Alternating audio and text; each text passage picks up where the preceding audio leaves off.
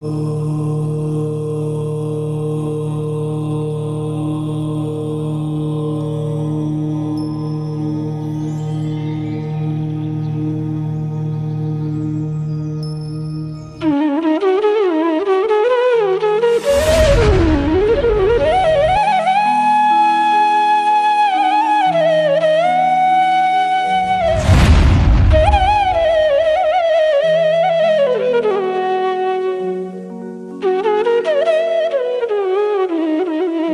ने पिछली कक्षा में तृतीय अध्याय के बारे में जाना था। तीसरे अध्याय में हमने जो विषय पढ़ा वह अधोलोक का वर्णन और मध्यलोक का वर्णन। अधोलोक में 7 पृथ्वियां हैं, उनमें नारकी जीव हैं, उनकी स्थिति, उनकी आयु इत्यादि के बारे में पढ़ करके आए। उसके बाद मध्यलोक के बारे में असंख्यात द्वीप समुद्रों के विषय में पढ़ा। उन द्वीप समुद्रों में अपन ने विशेष रूप से अढ़ाई द्वीप के बारे में पढ़ा। 45 लाख योजन अढ़ाई द्वीप है। इस अढ़ाई द्वीपों में पहले नंबर का द्वीप जम्बू द्वीप, दूसरे नंबर का अपन ने द्वीप पढ़ा था धातकी खंड, और तीसरे नंबर का पुष्करवर। ऐसे ही क्रम से चलते चलते 5वें नंबर का एक समुद्र आता है, क्षीर सागर। क्षीर सागर नाम का जो समुद्र है वह क्षीर सागर, वहां से जन्माभिषेक का जल भगवान के आता है। ठीक है, ये जो समुद्र है क्षीर सागर का तात्पर्य दूध जैसा सफेद जल है, दूध नहीं है। घृतवर द्वीप का मतलब है, घृतवर समुद्र जैसे आया तो घृतवर का मतलब है कि घी के जैसा मीठा जल है, घी नहीं है। समझ में आया?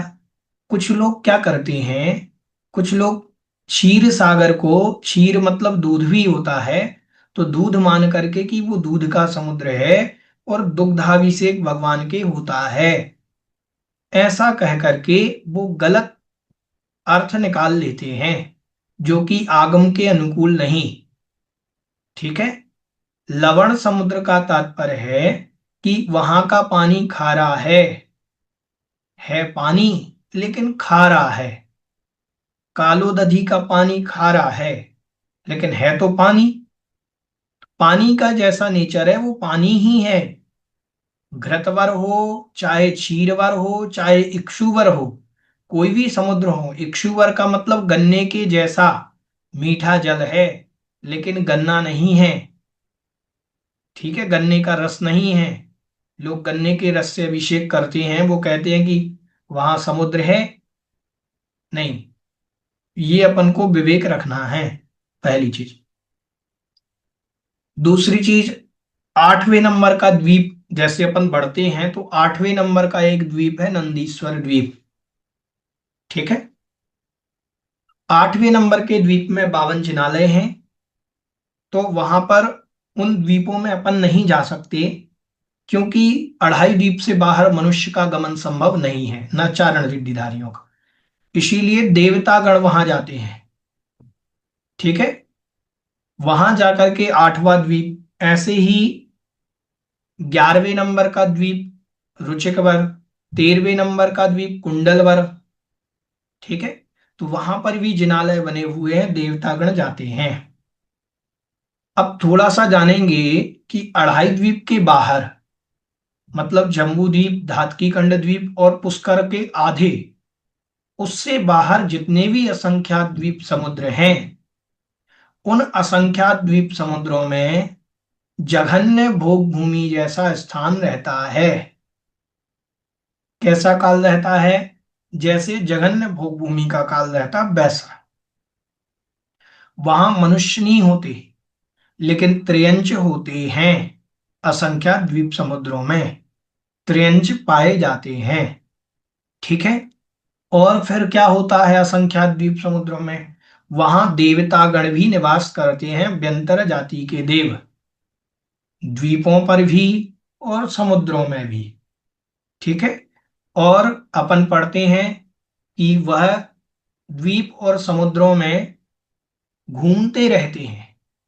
ठीक है, व्यंतर जाति के जो देव हैं ये ऐसे स्थानों पर घूमते रहते हैं। समझ में आया? तो इतना वर्णन अपन ने देखा था। ठीक है, अपन ने भोग भूमियों के बारे में जाना, कर्म भूमि के बारे में जाना, कुभोग भूमियों के बारे में जाना। ठीक है, इतना सब विषय अपन पढ़ करके आए हैं। आइए अब अपन बढ़ते हैं चतुर्थ अध्याय की ओर। अध्याय 4, पेज नंबर 177। ठीक है, 177। अथ चतुर्थोध्याय। अब चौथा अध्याय प्रारंभ करते हैं। अब चौथा अध्याय। भव प्रत्ययो वधिर्देवनारकाणाम इति एवं आदिषु असकृत एव शब्दः उक्ताः तत्र न ज्ञायते के देवाः कति विधाः इति तन्निर्णयार्थम आह। कह रहे हैं कि भव प्रत्ययो अवधि देवनारकाणाम, ऐसा एक सूत्र आया था। इति एवं आदि, इसको प्रारंभ करके असकृत एव, असकृत मतलब एक बार, देव शब्द उक्ता, आपने ऐसा देव शब्द कहा था। ना ज्ञायते के देवा, वहां नहीं जान पाए कि देव कौन होते हैं, कति विधा, कितने प्रकार के हैं, इति तन निर्णयार्थम आह, अब उनके निर्णय के लिए यहां पर सूत्र कह रहे हैं। देवाश्चतुर्निकायाः, देवाश्चतुर्निकायाः, देवाः चतुर्निकायाः, देवाः मतलब देव जो हैं, चतुर्निकायाः चार निकाय वाले होते हैं। देवगति नाम कर्मोदये सति अभ्यंतरे हेतौ बाह्य विभूति विशेष ही द्वीप आदि समुद्रादि प्रदेशेषु यथेष्टम दीव्यन्ति क्रीडन्ति देवाः इति देवाः। कह रहे हैं देवगति नाम कर्मोदय सति अभ्यंतरे, देवगति नाम कर्म के उदय होने पर, सती मतलब होने पर, अभ्यंतरे मतलब अभ्यंतर में, अंतरंग में तो देवगति नाम कर्म का उदय होने पर। ठीक है, ये अंतरंग परिणति, अंतरंग परिणति मतलब आत्मा में किसका उदय, देवगति नाम कर्म का उदय। फिर बाह्य विभूति, बाह्य में विभूति विशेष ही, विशिष्ट प्रकार की विभूतियों से युक्त, द्वीप आदि समुद्रादि प्रदेशेषु, द्वीप आदि और समुद्र, द्वीप अद्रि लिखा, सॉरी द्वीप अद्रि निकलेगा। द्वीप मतलब द्वीप, अद्रि मतलब होते हैं पर्वत, अद्रि मतलब क्या होते हैं, पर्वत। प्रतिदिन अभिषेक पाठ पढ़ते हैं तो उसमें एक स्थान पर आता है कनकाद्रि निभम कमरम, कनक अद्रि स्वर्ण का पर्वत, सोने का पर्वत। ठीक है, कनकाद्रि, अद्रि मतलब पर्वत। तो यहां द्वीप अद्रि, द्वीप और पर्वत, समुद्रादि प्रदेशेषु, समुद्रादि प्रदेशों पर, स्थानों पर, यथा इष्टम दिव्यंती अपनी इच्छा के अनुसार, दिव्यंती मतलब खेलते हैं, क्रीडंती इति खेलते हैं, घूमते हैं। ठीक है, इति देवाः उनको देव कहते हैं। इह एक वचन निर्देशः युक्ताः देवश्चतुर्निकायः इति, यहां पर एक वचन का निर्देश युक्त था, सही था। देवश्चतुर्निकायः ऐसा कह देते, देवाश्चतुर्निकायः कहने की जरूरत नहीं थी, देवश्चतुर्निकायः ऐसा कह देते तो भी काम हो जाता। सा जाति अभिधानात् बहुनाम प्रतिपादिको भवति, क्योंकि जाति का अभिधान होने से बहुतों का प्रतिपादक हो जाता है। हमने कहा जैन लोगों को बुलाइए, जैन को बुलाइए, तो जैन से तात्पर्य सारे जैन आ जाएंगे। ये कहने की जरूरत नहीं है कि जैनों को बुलाओ, जैन में ही सब समाहित है। ठीक है। तो ऐसे ही कह रहे हैं कि देवाः चतुर्निकायः, ऐसा कहने से वो सब जाति का विधान कर रहा है, तो उन जाति के सारे देव आ जाते। तो कह रहे हैं बहुत्व निर्देशाः तत् अंतर्गत भेद प्रतिपत्त्यर्थम आह। बहुत्व जो बहुवचन का निर्देश किया गया है, वह तद अंतर्गत भेद प्रतिपत्त्यर्थम, वह अंतर्गत भेद प्रभेदों की कथन के लिए है। अब मात्र ये देव निकाय नहीं है, इनमें भी, देवों में भी अंतर्गत और भी भेदों में भेद हैं, इसीलिए यहां पर बहुवचन का प्रयोग किया गया है। इंद्र सामानिक आदि बहवा भेदा, इंद्र सामानिक आदि बहुत सारे भेद बनेंगे इनके, भेदा संति, और स्थिति आदि कृतः च सत्सूचनार्थम, और इनकी स्थिति आदि का भी वर्णन किया जाएगा, इनकी आयु आदि का भी वर्णन किया जाएगा, इसकी सूचना के लिए यहां पर बहुवचन का प्रयोग किया गया है। देवगति नाम कर्मोदयस्य स्वकर्म निकादय देवगति नाम कर्मोदयस्य, देवगति नाम कर्म के उदय से, सॉरी, स्वकर्म विशेष आपादित भेदस्य, स्वकर्म विशेष आपादित, अपने कर्म से प्राप्त, विशेष रूप से प्राप्त, भेदस्य मतलब भेद की, सामर्थ्यात् सामर्थ्य से, निचीयन्ते मतलब जो निश्चित किए जाते हैं, इति निकायः वह निकाय कहलाते हैं। संघातः इत्यर्थः, संघात मतलब समूह, किसी समूह में जो निश्चित किए जाते हैं अपने नाम कर्म के उदय से। ठीक है। अब भवनत्रिकों में उत्पन्न हुए, वैमानिकों में उत्पन्न हुए, भवनवासी बने, व्यंतर बने, ज्योतिषी बने, तो अपने अपने नाम कर्म के उदय से अपने अपने निकाय में जो निश्चित किए जाते हैं, इकट्ठे होते हैं, संघात किए जाते हैं, वह निकाय कहलाता है। चत्वारो निकायाः येषां ते चतुर्निकायः, चार निकाय होते हैं जिनके, वह चतुर्निकाय कहलाता है। के पुनः वो कौन कौन से निकाय हैं, तो कह रहे भवनवासिनो, भवनवासिनः, व्यंतराः, ज्योतिष्काः, और वैमानिकः च इति। भैया जी, भवन, निकाय का शाब्दिक अर्थ क्या होता है, मतलब तरह, प्रकार? हाँ, निकाय का मतलब होता है समूह। अच्छा हाँ जी, अच्छा। संघात। ठीक है। तो कह रहे हैं कि चार निकाय वाले हैं, भवनवासी, व्यंतर, ज्योतिषी और वैमानिक। ठीक है, समझ में आ गया। देव कितने प्रकार के, चार प्रकार के। चारों प्रकार के देवों के निवास स्थान आप लोगों को मालूम है। देखिए, अपन ने रत्न प्रभा भूमि के बारे में पढ़ा। रत्न प्रभा भूमि के तीन भाग होते हैं, खर भाग, पंख भाग, अबहुल भाग। खर भाग और पंख भाग को नरक नहीं कहते, अबहुल भाग को नरक कहते हैं। खर भाग पंख भाग में देव रहते हैं, भवनवासी देव और व्यंतर देव खर भाग में रहते हैं। लेकिन भवनवासी का एक भेद है असुर कुमार, वो पंख भाग में रहता है। व्यंतरों का एक भेद है राक्षस, वो भी यहां रहते हैं। मतलब भवनवासी देव 10 प्रकार के हैं, उनमें असुर कुमार जाति के देव तो नीचे रहते हैं, शेष ऊपर रहते हैं। व्यंतरों के भेद हैं 8, उन 8 भेदों में राक्षस जाति का देव नीचे रहता है, देव जो है वो नीचे रहते हैं, बाकी के देव ऊपर रहते हैं। और असंख्यात द्वीप समुद्र इसी पर तो बने पटल पर, और वो व्यंतर जाति के देव असंख्यात द्वीप समुद्रों पर रहते हैं, इनका निवास स्थान यह है।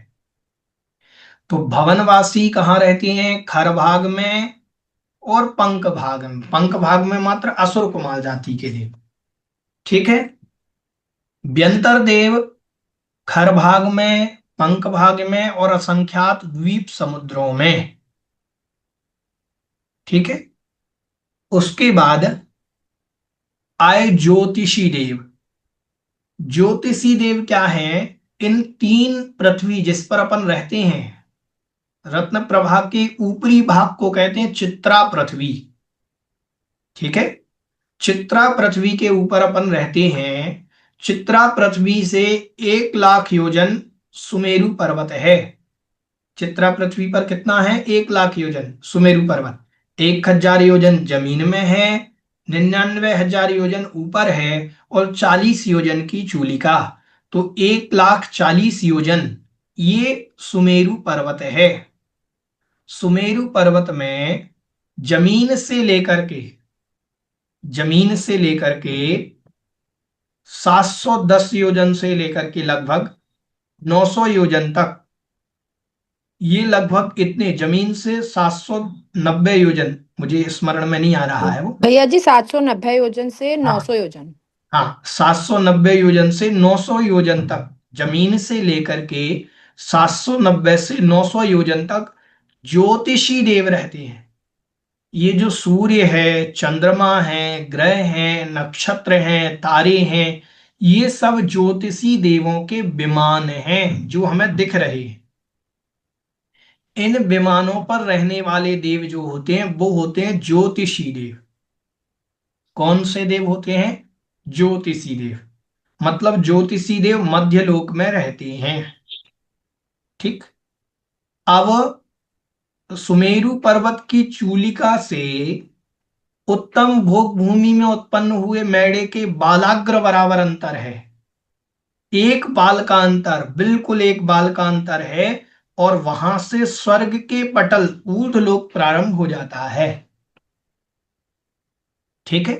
वहां से स्वर्ग के पटल बने हुए हैं। उन पटलों में वैमानिक देव रहते हैं। भैया समझ ये में आ गया? लास्ट वाला फिर से बोल दीजिए, लिख लेंगे। हाँ, सुमेरु पर्वत से एक बालाग्र की ऊंचाई पर, एक बालाग्र का अंतर करके, उत्तम भोग भूमि का जो मैड़ा है उसके एक बाल, एक दिन से 7 दिन के अंदर जो पैदा हुआ है उसके एक बाल का अंतर, बिल्कुल इतना अंतर है सुमेरु पर्वत की चूलिका से, और पटल बने हुए। ठीक है। अपना बाल जो है मनुष्य का, ये तो बहुत मोटा है, बहुत मोटा है। उससे भी कई गुना पतला होता है वह बालाग्र। ठीक है। फिर वहां पर ऊपर देव रहते हैं। पहले 16 स्वर्ग हैं। 16 स्वर्ग के ऊपर 9 ग्रेवेयक हैं। 9 ग्रेवेयक के ऊपर 9 अनुदिश हैं। फिर 5 अनुत्तर विमान हैं। फिर उसके बाद 5 अनुत्तर विमान में मध्य का जो विमान है वो है सर्वाल सिद्धि। सर्वाल सिद्धि विमान से 12 योजन ऊपर ईशत प्रागभार नाम की पृथ्वी है जिसमें सिद्ध शिला बनी हुई है। और फिर उसके ऊपर 3 वलय हैं। बात बल 3 वलय, घनोदधि वलय, घनबात वलय और तनुबात वलय। इनमें सिद्ध भगवान रहते हैं तनुबात वलय में। ये पूरी संरचना है। ठीक है, ऊर्ध्वलोक की। समझ में आ गया? हाँ जी, पायल जी। भैया जी इसमें आपने बताया कि व्यंतर और जो भवनवासी देव हैं वो रत्न प्रभा पृथ्वी के खर पंख और बहुल भाग में रहते हैं। अब बहुल में नहीं रहते। नहीं, खर और पंख में रहते हैं। हाँ जी। तो इसमें भैया जी एक 463 नंबर गद्यांश में लिखा हुआ था कि जम्बूद्वीप से असंख्यात द्वीप और समुद्र लांघ कर ऊपर के खर पृथ्वी भाग में 7 प्रकार के व्यंतरों का आवास है और पंख बहुल भाग में राक्षसों के आवास हैं। फिर से बोले क्या लिखा है? इस जम्बूद्वीप से असंख्यात द्वीप और समुद्र लांघ कर ऊपर के खर पृथ्वी भाग में 7 प्रकार के व्यंतरों के आवास हैं तथा पंख बहुल भाग में राक्षसों के आवास हैं। ठीक है। देखिए, खर भाग और पंख भाग का तात्पर्य, जम्बूद्वीप का हिस्सा बहुत छोटा है।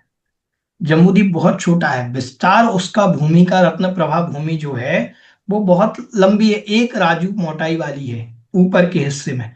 तो एक राजू अगर आप असंख्या द्वीप समुद्र लांग भी दोगे तो खर भाग में ही तो रहेंगे, वो रहेंगे तो नीचे ही। मतलब वो जम्बू द्वीप के नीचे भी रहते हैं और असंख्यात द्वीप समुद्र लांघ कर हाँ, जो। उसके वहां भी रहते होंगे, जम्बू द्वीप के जस्ट नीचे रहते हो ये जरूरी नहीं है। उन्होंने असंख्यात द्वीप समुद्र लांघ करके कहा है, मतलब रहते खर भाग में ही है नीचे। हाँ हाँ, हाँ, ऐसे रहते खर भाग में है लेकिन असंख्यात द्वीप समुद्र लांघ कर रहते लांघ हैं। करके। और जो ये जो भवनवासी हैं वो जम्बू द्वीप के नीचे वाले खर भाग में ही रहते हैं। कहाँ पर? जो भवनवासी देव हैं वो हाँ तो जी। जम्बू द्वीप के नीचे वाले जो खर भाग है उसी में रहते हैं। नहीं नहीं, लेकिन जो। वहां भी रहते होंगे, वहां भी रहते होंगे। और ऐसा कोई जो उन्होंने वर्णन दिया है, अब वो लांघ करके क्यों कहा है? क्योंकि असंख्यात द्वीप समुद्र तो असंख्यात असंख्यात द्वीप समुद्र हैं वैसे भी। अब वो असंख्यात की विवक्षा कहाँ से सर्वात सिद्धि जी में लिखा है? हाँ इसी में ही भैया जी 463 गद्यांश है पेज नंबर 183 पे। 183 पे, ठीक है, हम उसको देखेंगे, फिर देखते हैं। हाँ ठीक है भैया। हाँ जी, चलिए। और किन्हीं की कोई जिज्ञासा? हाँ, नीरू जी। भैया जी इसमें सारांश में लिखा है नीचे से चौथी लाइन में, अवांतर, अवांतर कर्मों। तो अवांतर मतलब क्या हुआ? अवान्तर मतलब भेद के अंदर भेद होते हैं। अवान्तर का अर्थ जैसे 8 कर्म हैं, 8 कर्म के अवान्तर भेद 148 कर्म प्रकृतियां। भेद के प्रभेद हो गए मतलब। हाँ जी। ठीक ठीक है। है। हम्म। आगे कह रहे हैं, अब तेसाम लेस्या अवधारणार्थम उच्यते। अब उनकी लेस्याओं की अवधारणा के लिए सूत्र कह रहे हैं। आदितस्त्रिषु पीतांत लेस्याः, आदितस्त्रिषु पीतांत लेस्याः। आदितः मतलब प्रारंभ से, त्रिषु मतलब तीन में, तीन में मतलब तीन निकायों में। पीतांत लेस्या, पीत के अंत तक लेस्या पाई जाती है। लेस्या का कृष्ण नील कापोत, पीत पद्म शुक्ल, ये क्रम है। तो कृष्ण लेस्या पाई जाती है, नील लेस्या, कापोत लेस्या और पीत लेस्या तक, तीन आगे के जो निकाय हैं उनमें ये पाई जाती हैं। ठीक है, देखते हैं कैसे। आदितः इति उच्यते, अन्ते मध्ये अन्यथा वा ग्रहणम मा विज्ञायति इति।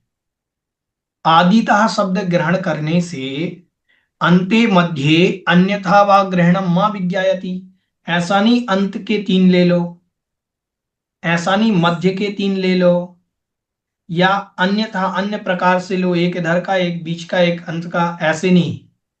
माँ विज्ञायति, ऐसा नहीं जानना। आदौ आदिता मतलब प्रारंभ, आदि में है, जो प्रारंभ में है वहां, वहां से आदिता शब्द कहता है। द्वयोः एकस्य च निर्वृत्त्यर्थम त्रिग्रहणम। अब प्रारंभ के कितने? दो की एक, तो कहा इसकी निवृत्ति के लिए तीन ग्रहण किया है, मतलब प्रारंभ के तीन निकाय। प्रारंभ के तीन में कौन कौन आ जाएंगे? भवनवासी, व्यंतर और ज्योतिषी, इन तीन निकायों में।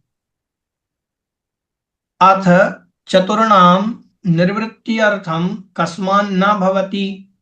चौथे की रचना किस कारण से नहीं होती? तो कह रहे आदितः इति वचनात्, आदितः ऐसा वचन कहने से चौथे की रचना ग्रहण नहीं होती। षड्लेस्याः उक्ताः, 6 लेस्याएं कह दी गई हैं। तत्र चतस्रिणां लेस्यानां गृहणार्थं पीतान्तग्रहणं क्रियते। तत्र मतलब वहां पर, चतस्रिणाम लेस्यानाम गृहणार्थम, 4 लेस्याओं के ग्रहण के लिए पीतांत ग्रहणम क्रियते, पीतांत का ग्रहण किया गया है। लेस्याएं तो 6 हैं, 4 ग्रहण करना है तो उनने एक शब्द डाल दिया पीतांत, पीत के अंत तक। पीत के अंत तक मतलब कृष्ण नील कापोत और पीत, 4 हो जाएंगे। पीतम तेजो इत्यर्थः। पीत लेस्या कहें या तेज लेस्या कहें, एक अर्थक वाची है। ठीक है, पीतलेस्या को तेजलेस्या भी कहा जाता है। पीता अंते यासांतः पीतांतः, और पीता है अंत में जिनके, वह पीतांत कहलाती है। पीतांता लेस्याः एषां ते पीतांत लेस्याः, और पीतांता लेस्याः मतलब पीत के अंत तक लेस्याएं हैं जिनकी, वे पीतांत लेस्याः कहलाते हैं।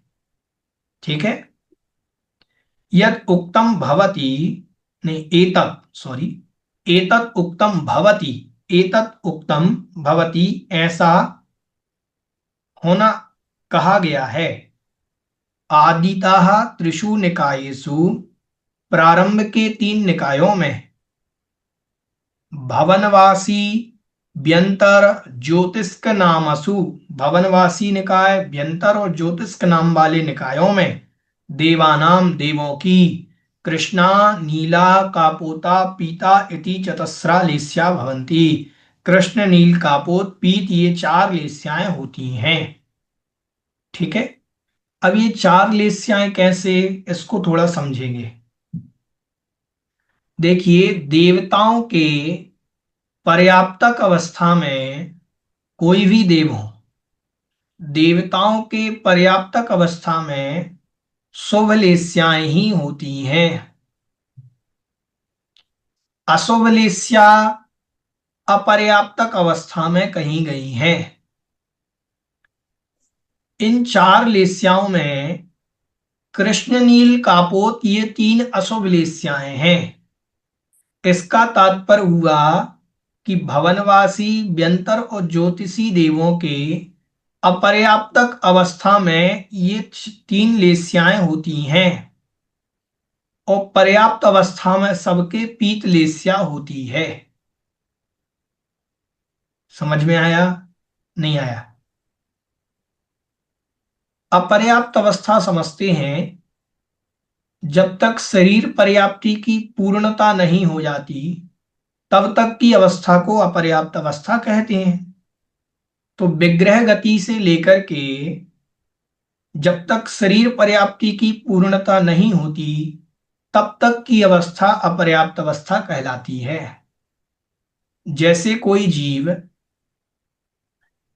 अशुभ लेस्याओं के साथ मरण करता है, कृष्ण नील कापोत, कृष्ण नील और कापोत लेस्या में मरण करता है, तो उसके, यदि देव पर्याय को वो जा रहा है और इसी में मरण हुआ है, तो देव पर्याय में जिस लेस्या से मरण किया, विग्रह गति में भी वही लेस्या होगी। ठीक है। लेकिन देव पर्याय में अशुभ लेस्याएं होती नहीं, तो अपर्याप्तक अवस्था तक तो ये अशुभ लेस्या रहेगी। पर्याप्त अवस्था में यही लेस्या शुभ हो जाएगी, शुभ लेस्या रूप परिणाम हो जाएंगे। समझ में आया कि नहीं आया? ठीक है, ऐसा। भैया शुभ लेशिया और परिणाम में इसका मतलब सिर्फ पिक लेशिया रहेगी पर्याप्तक अवस्था में। हाँ, पर्याप्तक अवस्था में मात्र पीतलेस्या, पीतलेस्या के भी उठते घटते परिणाम रहेंगे। ऐसा नहीं कि एक जैसे रहे, उसके भी असंख्यात भेद बन जाएंगे। परिणाम घटते बढ़ते रहेंगे पीतलेस्या के ही, लेकिन रहेगी पीतलेस्या। ठीक है। हाँ, नीना जी। हाँ, जय जिन भैया जी। हाँ भैया जी। जी, ये जैसे असुर कुमार जाति के देव हैं, और उनका तो सारा जो हमने अभी तक पढ़ा है कि सब वो वैसे काम है ना, निकृष्ट, एक दूसरे को लड़ाने वाला है, तो हाँ जी। उनकी लेशियाएं कैसे शुभ हो सकती हैं? ठीक है। लेस्या उनके पीत ही होती है। वो आनंद के लिए, हमने आपको बताया था, वो आनंद के लिए ऐसा कार्य करते हैं, लड़ाने भिड़ाने का। किसके हम्म, लिए? आनंद के लिए, अपने आनंद के लिए वो नरकों में जाते हैं। तो तो भैया जी काम तो वो गलत कर रहे हैं बिल्कुल। हाँ, तो पीत लेस्या में भी ऐसा दूसरों को भिड़ाने का काम हो सकता है। पीत लेस्या में भी दूसरों को भिड़ाने का काम हो सकता है, कोई आपत्ति नहीं है। समझ में आया? भैया जी, अगर मैं यहाँ पर दो मुर्गों की लड़ाइयाँ कराऊं या लोगों की लड़ाई कराऊं, वो तो एक गलत उसमें आता है ना, वो तो बहुत ही उसमें कैसे अच्छी लेशिया हो सकती है? नहीं नहीं, अपने उनकी आनंद के लिए करते हैं हम। हाँ, निर्धारित है उनकी लेस्या तो, पर्याप्त अवस्था में अच्छा पीत लेस्या ही होगी, ये निर्धारित है। हाँ, अच्छा लेकिन अच्छा। पीत लेस्या के मंदतम परिणाम होंगे उनके। ठीक है। तो वो लेस्या के मंदतम परिणाम होने के कारण वो ऐसी प्रवृत्ति करते हैं। तो परिणामों में उत्कृष्टता मंदता पीत लेस्या में ही रहेगी। ऐसी परिणति में वो ऐसे कार्य कराते हैं। बहुत सारे व्यंतर जाति के देव डराते हैं, भूत बनते हैं, इधर उधर घूमते हैं, तो लेस्या तो उनकी पीठ ही है। कृष्ण लेस्या आदि जैसी लेस्याएं नहीं होती है, क्योंकि देवताओं के अंदर इतनी सामर्थ होती है कि वो जम्बूदीप आदि को पलटने की सामर्थ रखते हैं। इतनी हम्म। ताकत देवताओं के अंदर होती है, लेकिन उनकी तीव्र लेस्या ना होने के कारण वो ऐसा कार्य नहीं करते। तो भैया जी उस समय उनकी जब वो लड़ाते भिड़ाते होंगे तो भावलेशा ऐसी हो जाती होगी, द्रव्यलेशा पीती रहती होगी। नहीं नहीं, द्रव्य लेस्या तो सबकी एक जैसी जीवन काल में एक जैसी ही रहती है ना। भावलेस्या की ही चर्चा है यहाँ पर, द्रव्य लेस्या से कोई लेना देना नहीं। क्योंकि देवताओं के कलर तो कई प्रकार के हो सकते हैं, सुंदर भी होते हैं, और वो तो अपने विक्रिया से काले भी हो जाते हैं। ठीक है। भूत भी बन जाते हैं, डरावने भी हो जाते हैं। ठीक है। तो ऐसे तो सुंदर शरीर उनके होता है, फिर भी वो विक्रिया से शरीर को बदलते रहते हैं। ठीक है। पीत लेस्या समान पूरे जीवन काल रहेगी, ये भाव लेस्या का वर्णन है, यहाँ द्रव्य लेस्या का वर्णन नहीं आया देवताओं में। भैया जी लेकिन ये बात समझ में नहीं आई, क्योंकि हम जैसे नारी के लिए कहते हैं मायाचारिता, मायाचारिता में भी तो यही होता है, एक दूसरे को लड़ाना भिड़ाना।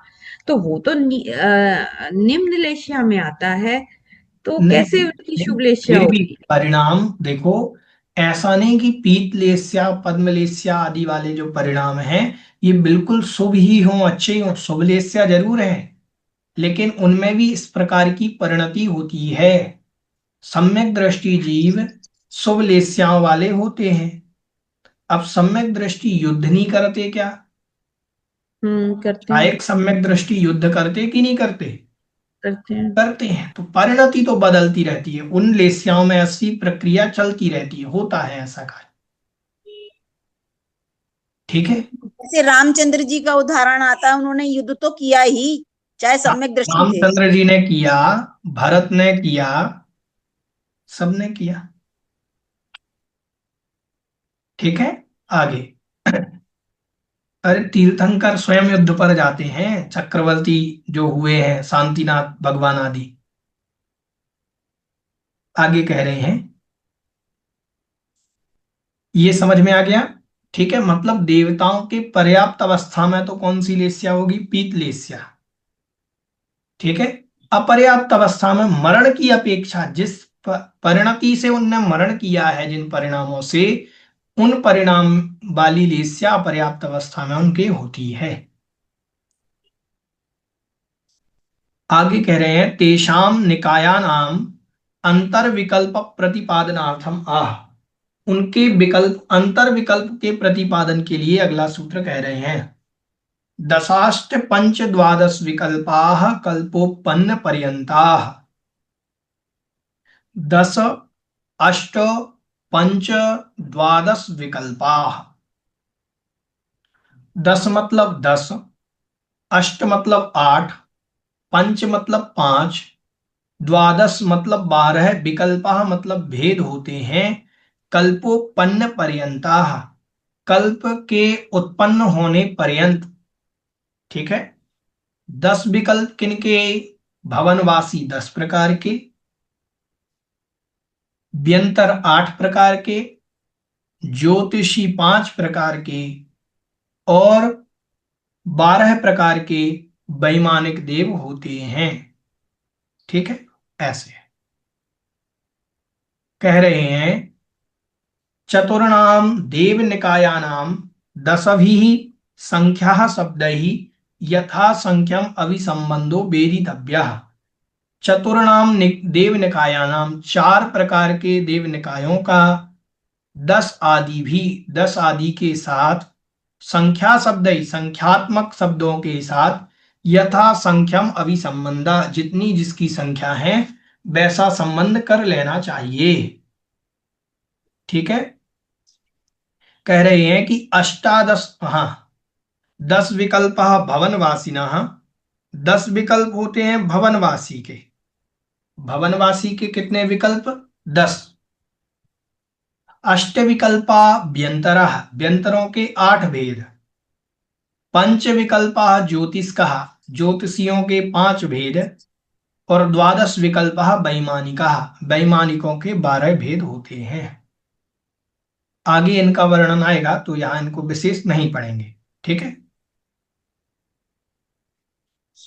सर्व वैमानिकानां द्वादश विकल्पः पातित्वे प्रसक्ते ग्रैविकादि निर्वृत्त्यर्थं तद विशेषणम् उपादीयते कल्पोपन्न पर्यन्तः इति।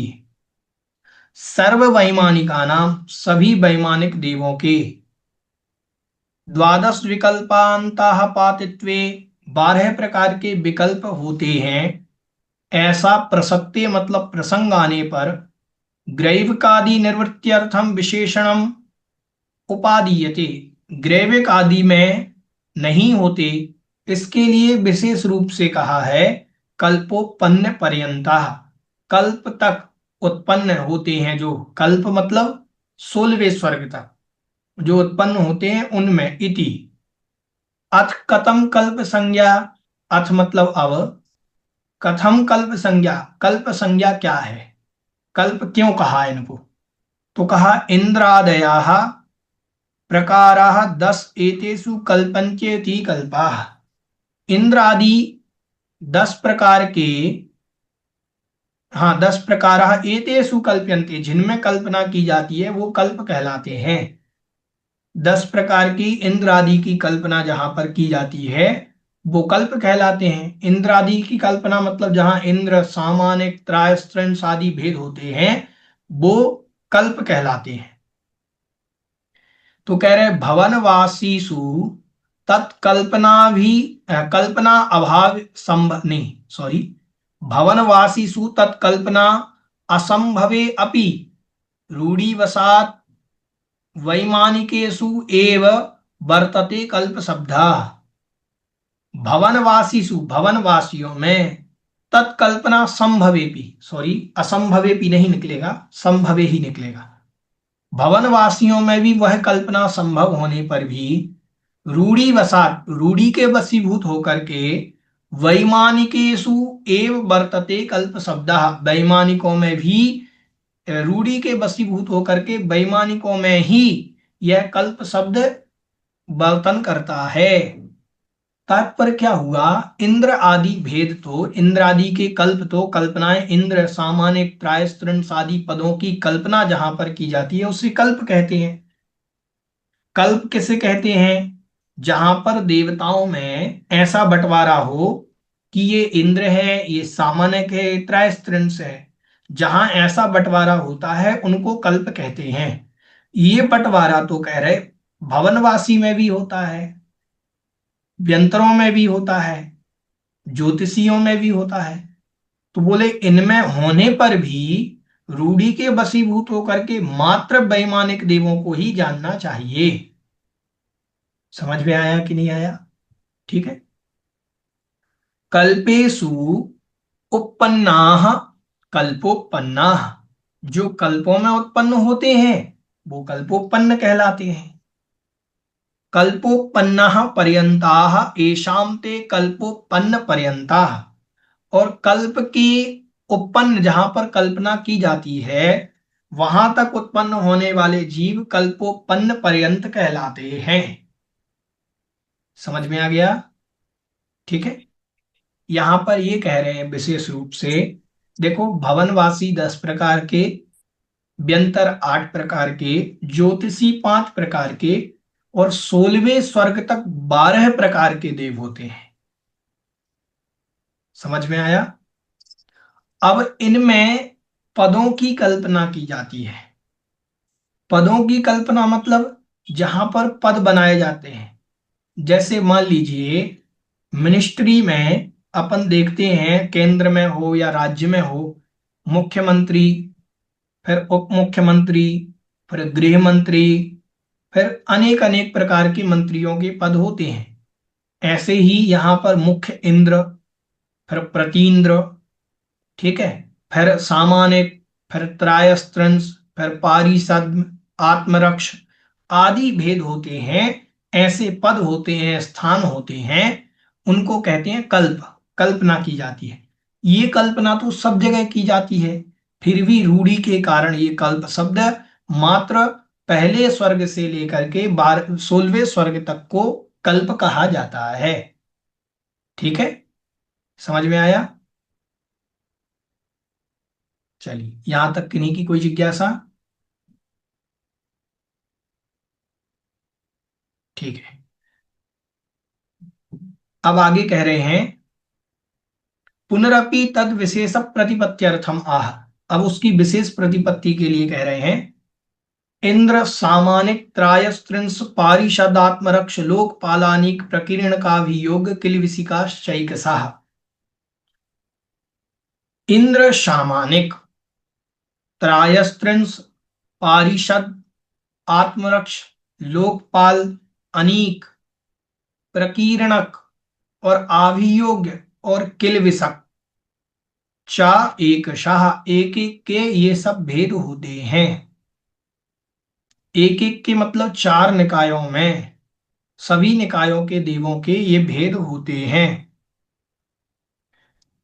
इंद्र भेद होता है, सामानिक भेद होता है, त्रायस्त्रिंश होता है, परिषद, परिषद से पारिषद बना, ठीक है, आत्मरक्ष होते हैं, लोकपाल होते हैं, अनीक होते हैं, प्रकीर्णक होते हैं, आभियोग्य होते हैं और किलविषक होते हैं। ठीक है। हाँ, अर्चना जी। जय जिनेन्द्र भैया जी। हाँ जी, जय भैया जिनेन्द्र। जी, ज्योतिष में तो सिर्फ 5 प्रकार के बताए, वहां तो 10 की कल्पना है ही नहीं। ठीक, देखिए यहाँ ये नहीं समझना 5 प्रकार के देव। देखो 5 प्रकार के अभी आएंगे। व्यंतराह, ओ सॉरी, ज्योतिष्काः सूर्या चंद्रमसौ ग्रह नक्षत्र प्रकीर्णक तारकाश्च।